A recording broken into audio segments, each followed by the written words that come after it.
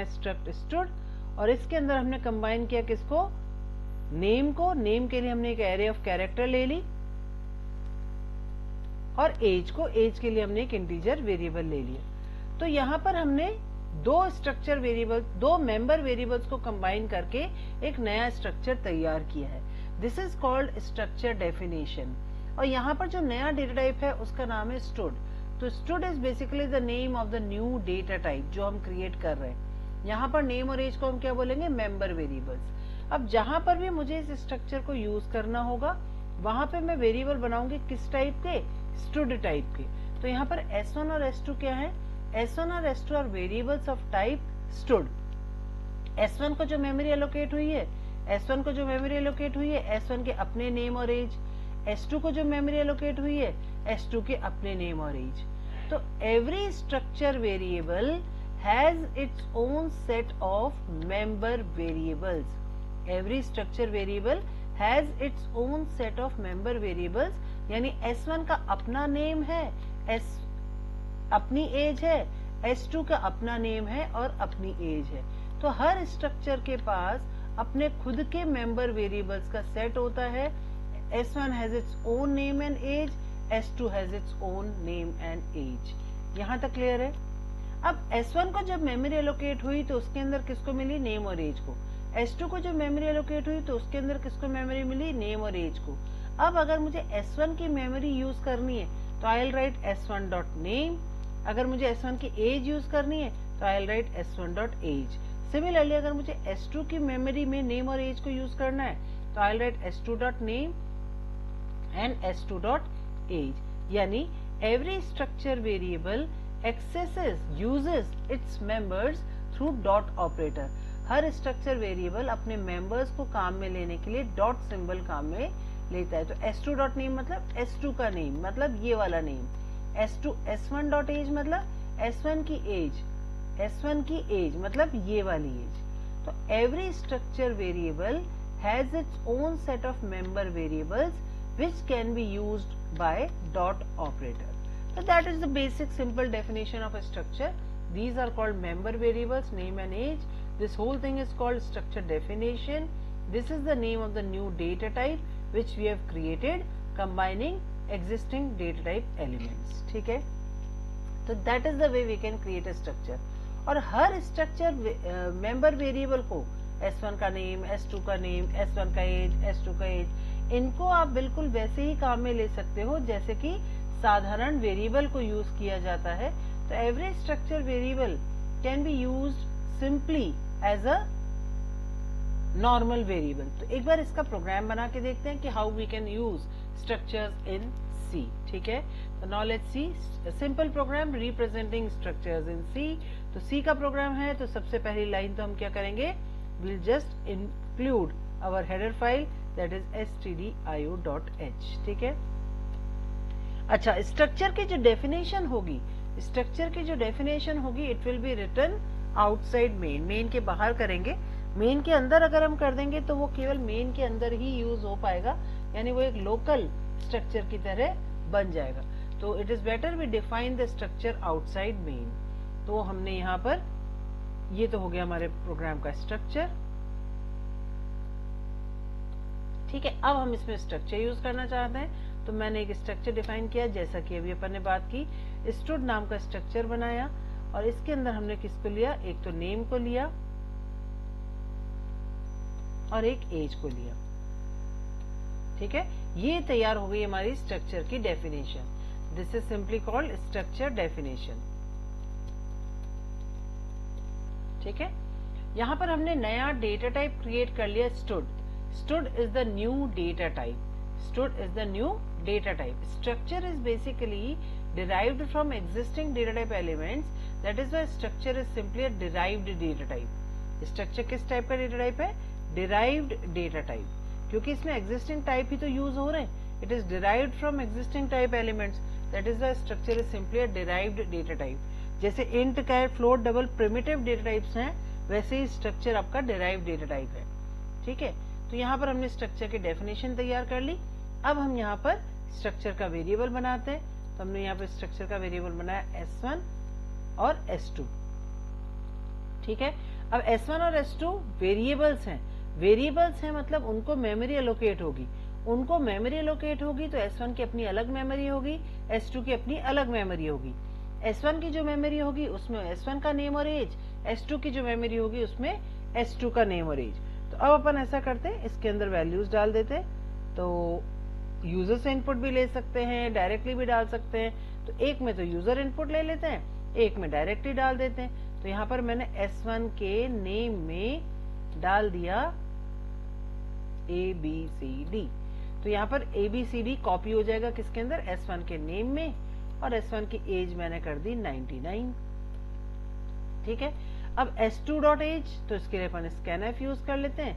scanf अब हम या getS यूज कर लेते हैं, बेटर है। तो स्ट्रिंग में इनपुट लेना है तो वी कैन यूज getS। अब मुझे किस में एंट्री लेनी है, S2.name में, और S2.age में चलिए मैं डायरेक्टली वैल्यू डाल देती हूँ। मैं चाहती तो scanf%d से भी एंट्री ले सकती थी। अब दोनों को प्रिंट करवा लेते हैं, printf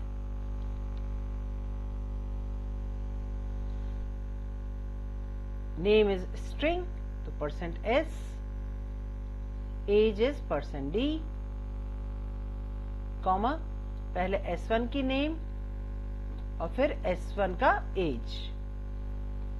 तो पहले हमने S1 का नेम प्रिंट करवाया, फिर S1 का एज। सिमिलरली अब अपन S2 का नेम और एज प्रिंट करवा लेते हैं।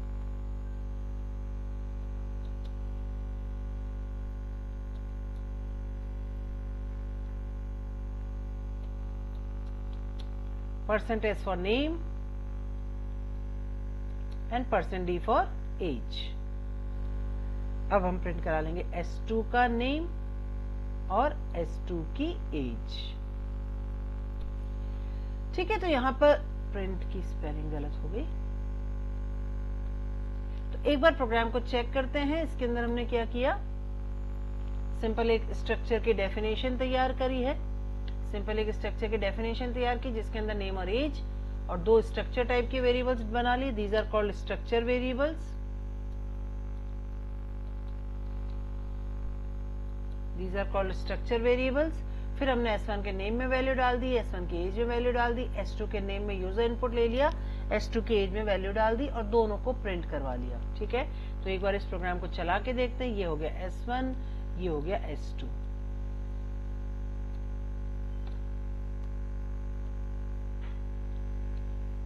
ठीक है। तो एक बार इसको रन करके देखते हैं, सेव करें पहले, सी सोर्स फाइल सेलेक्ट करेंगे,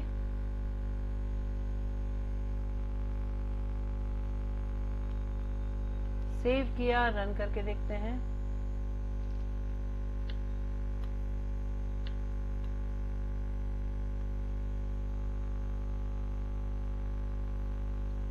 तो यहां पर हमने स्ट्रक्चर की डेफिनेशन तैयार करी। अब now it is waiting for me to enter S2 का नेम। तो मान लीजिए मैंने डाल दिया PQRST। तब देखिए S1 का नेम हो गया ABCD, S1 की एज हो गई 99, S2 का नेम हो गया PQRST, S2 की एज हो गई 32। तो that way we can use structures. तो स्ट्रक्चर क्या कर रहा है, it is combining existing data type elements to create a new data type. और स्ट्रक्चर के अंदर हम किसी भी टाइप के एलिमेंट्स डाल सकते हैं, और स्ट्रक्चर को यूज करने के लिए हम स्ट्रक्चर का वेरिएबल डिफाइन करेंगे। स्ट्रक्चर को यूज करने के लिए हम स्ट्रक्चर का वेरिएबल बनाएंगे। तो यहाँ पर S1 and S2 are the variables of type structure. और जैसे वेरिएबल को मेमोरी लोकेट होती है, तो every structure variable has its own set of member variables. S1 का अपना नेम और एज है, S2 का अपना नेम और एज है।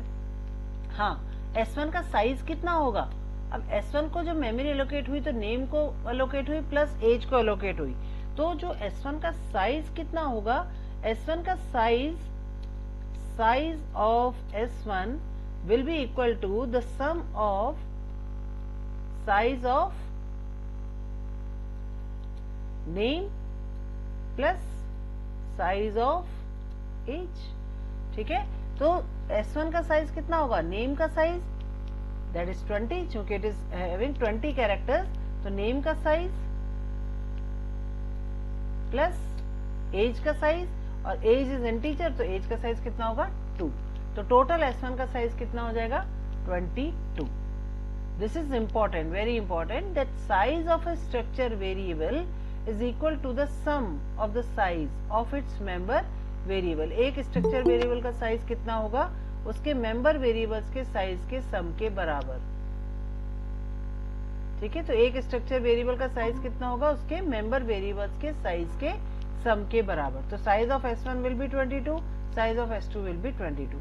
तो यहाँ पर हमने एक स्ट्रक्चर की डेफिनेशन तैयार की, उसके अंदर we are having S1 and S2, और फिर हमने S1 के अपने नेम और एज में वैल्यू डाली, उसको प्रिंट कराया, S2 के अपने नेम और एज में वैल्यू डाली और उसको प्रिंट कराया. यहाँ तक क्लियर है बेटा?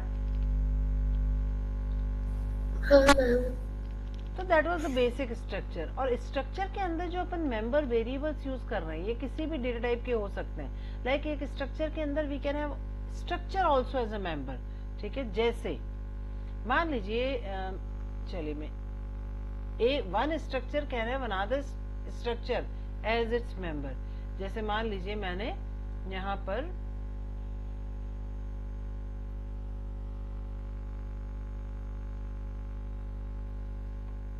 जहां जहां पर स्टूड आ रहा है उसकी जगह मैंने कर दिया पर्सन.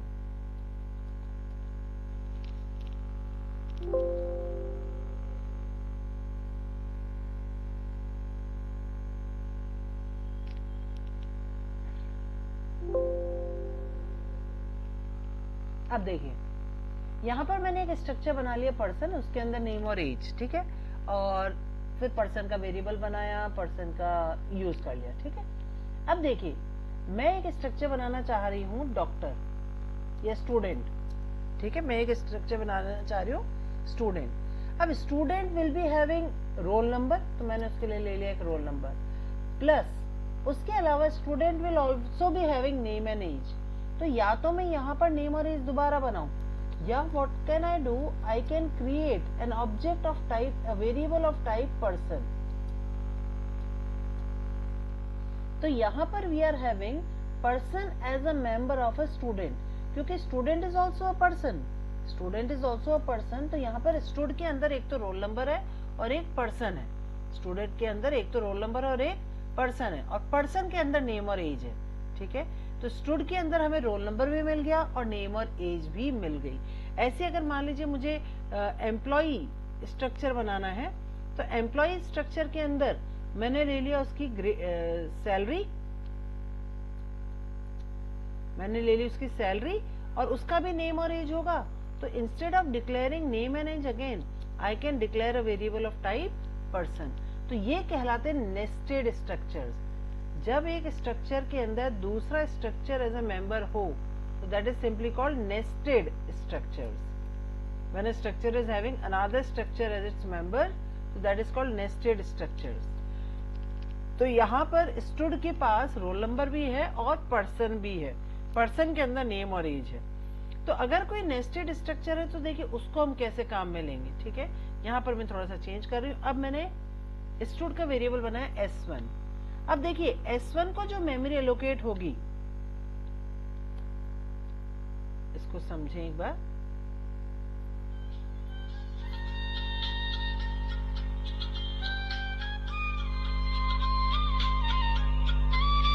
हेलो हेलो हेलो,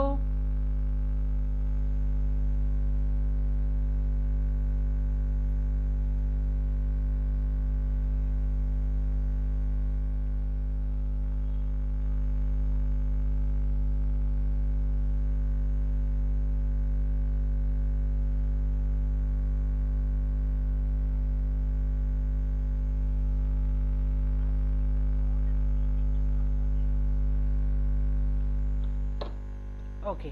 तो यहां पर देखिए एक बार,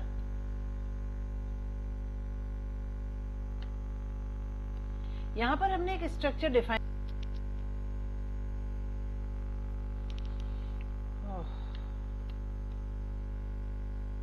अब देखिए यहां पर हमने क्या किया,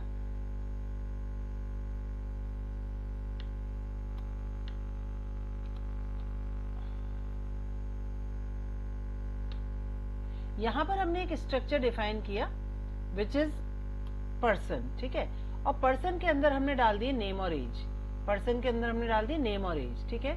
और यहाँ पर हमने दूसरा स्ट्रक्चर डिफाइन किया स्टूडेंट, स्टूडेंट के अंदर हमने डाल दिया रोल नंबर और पर्सन, ठीक है। और फिर हमने स्टूडेंट का वेरिएबल डिफाइन किया, हमने फिर स्टूडेंट का वेरिएबल डिफाइन किया। तो स्टूडेंट का जब हमने वेरिएबल डिफाइन किया, ठीक है,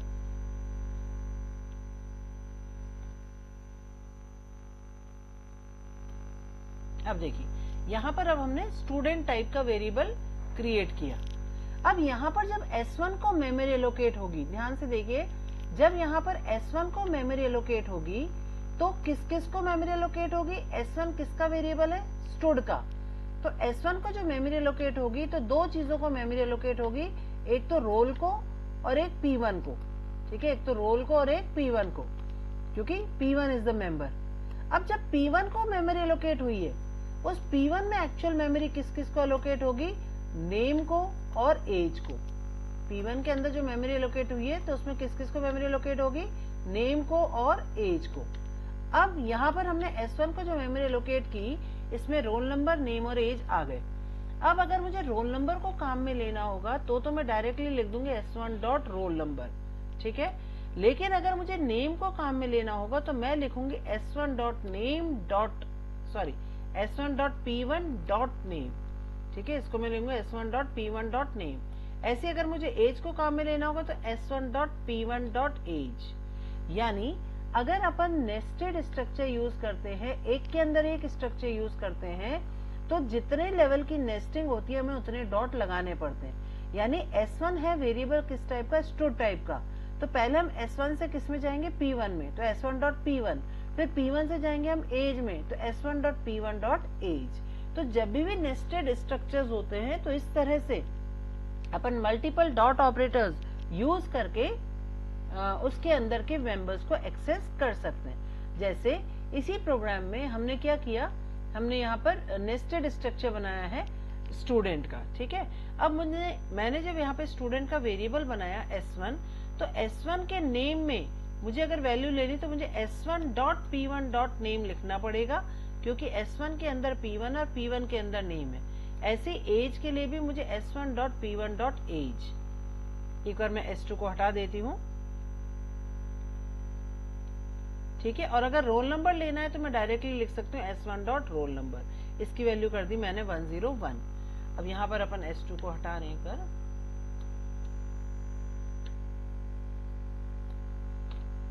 और यहाँ पर मैं रोल नंबर भी प्रिंट करवा देती हूँ, %D S1 dot roll number. और यहाँ पर भी मुझे क्या करना पड़ेगा? S1 dot P1 dot name, ऐसे ही S1 dot P1 dot as. ये वाली बात क्लियर है, नेस्टेड स्ट्रक्चर वाली। रोल नंबर के आगे मुझे P1 क्यों नहीं लगाना पड़ा? क्योंकि रोल नंबर डायरेक्टली स्टूडेंट के अंदर था। मैं एक बार एम्प्लॉइज भी डिलीट कर देती हूँ। रोल नंबर डायरेक्टली स्टूडेंट के अंदर था, इस वजह से मुझे रोल नंबर के आगे P1 नहीं लगाना पड़ा। लेकिन नेम और एज पर्सन के अंदर थे, तो S1 dot P1 dot age, S1 dot P1 dot name. Code को सेव करते हैं। यहाँ पर अपन नेस्टेड स्ट्रक्चर बना रहे हैं, तो इसको सेव करके चला के देखते हैं। May be some syntax error may be there, might be there.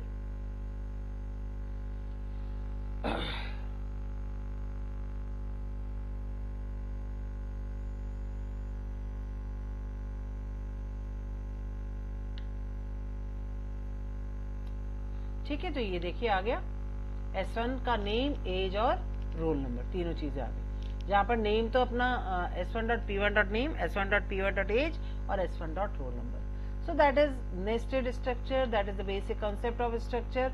इसको रिवाइज करिएगा, ठीक है। कल अब अपन लिंक लिस्ट की बात करेंगे, और सॉरी पहले पॉइंटर्स की बात करेंगे और उसके बाद लिंक लिस्ट, ठीक है। अभी के लिए काफी, क्योंकि I am feeling saturated now, so we are just talked about structures. तो एक बार स्ट्रक्चर को रिवाइज करके देखना, ठीक है।